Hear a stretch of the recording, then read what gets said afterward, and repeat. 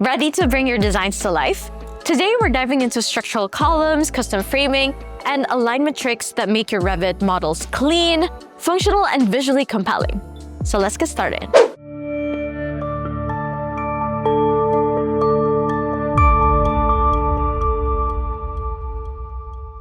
Let's say your design has multiple floors, and your columns need to align accordingly.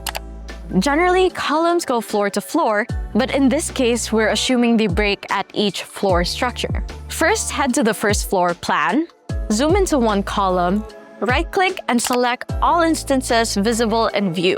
This selects all columns of that family type, and notice the Properties panel shows 54 structural columns in the model. Now, copy them. Revit retains the columns and their locations in memory, ready to paste onto other levels. Switch to the basement floor plan, right-click and choose Paste Align to Current View, and the columns are now placed onto the basement level, with their base level set to the foundation and top level of the first floor. Now back in 3D, there's a gap instead of an overlap, exactly what we want. Here's a quick tip.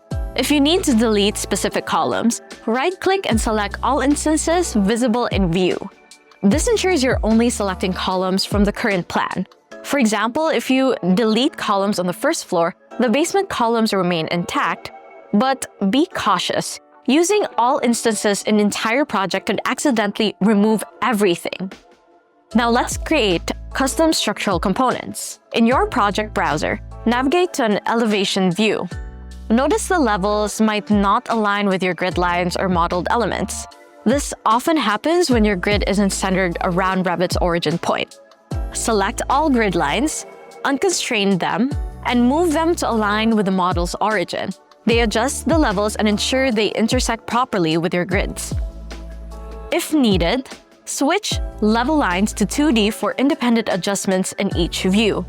This keeps your elevations clean without affecting other views.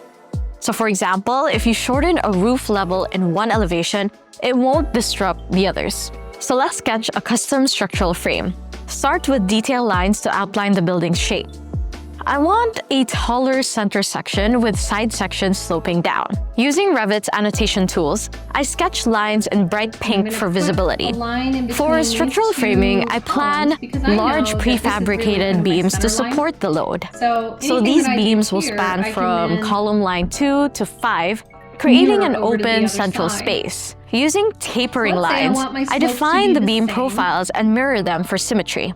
Prefabricated frames often have tapered outlines. I adjust the side elevations so the top members are 24 inches deep, providing the necessary support while maintaining clean lines. Once I feel satisfied, I mirror these profiles to complete the framing.